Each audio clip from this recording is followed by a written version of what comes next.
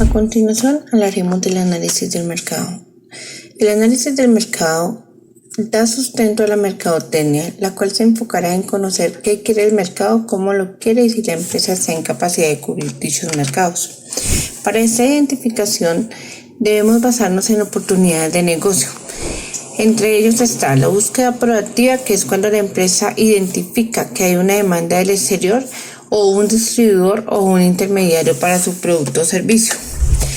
En la búsqueda reactiva, la empresa busca una oportunidad de exportación debido a la contratación del mercado interno por sus productos.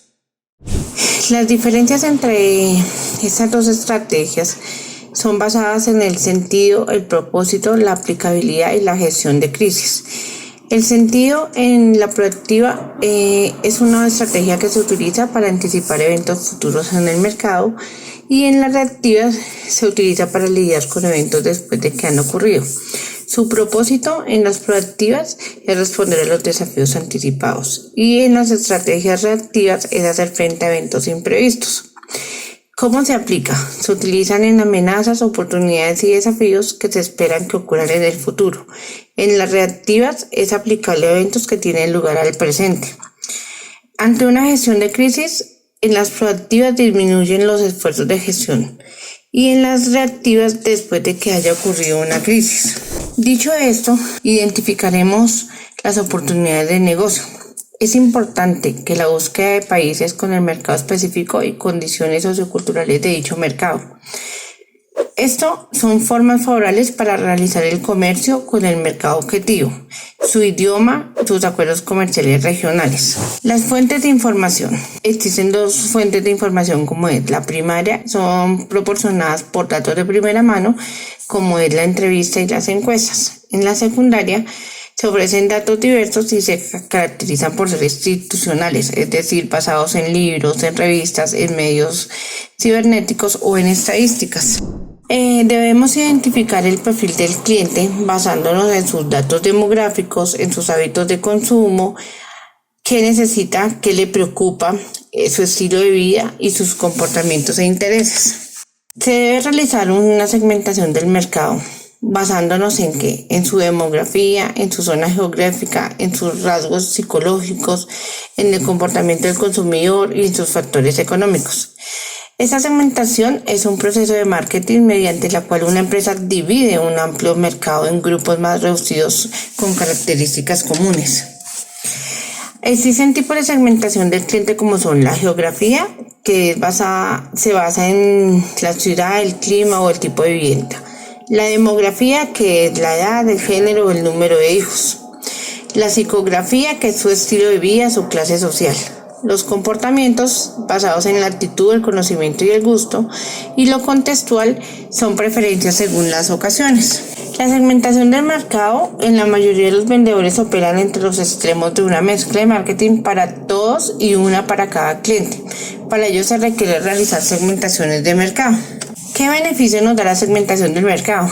Se encuentra orientada al cliente, mejor uso de los recursos, mejor satisfacción de las necesidades, mejor uso de la mezcla de marketing, el diseño de productos y servicios compatibles con la demanda. Ya dicho todo eso, entonces nos basamos en la diferenciación de un producto, que se entiende como los cambios realizados en la presentación física e imagen del producto a través de la publicidad, de modo que se muestre el producto distinto de sus competidores y orientados a ciertos tipos de demandantes. ¿Cómo elaboramos esto? Entonces, bajo el análisis de factores externos e internos. Entre ellos encontramos debilidades y oportunidades y fortalezas y amenazas. En las debilidades, entonces, observamos las nuevas tecnologías, las competencias, la poca experiencia en el mercado. Y en las oportunidades, el desarrollo en el mercado, la innovación en los productos, el servicio web para consultas y nuevas propuestas. Las fortalezas, encontramos entonces la calidad y el buen servicio al cliente, la evolución del negocio, la experiencia en la elaboración de los productos, la expansión del mercado a nivel nacional. Y en las amenazas, nuevos competidores en el mercado o efectos de la economía en él. Todo esto se elabora bajo un formato que se llama análisis de mercado con una matriz que se llama DOFA.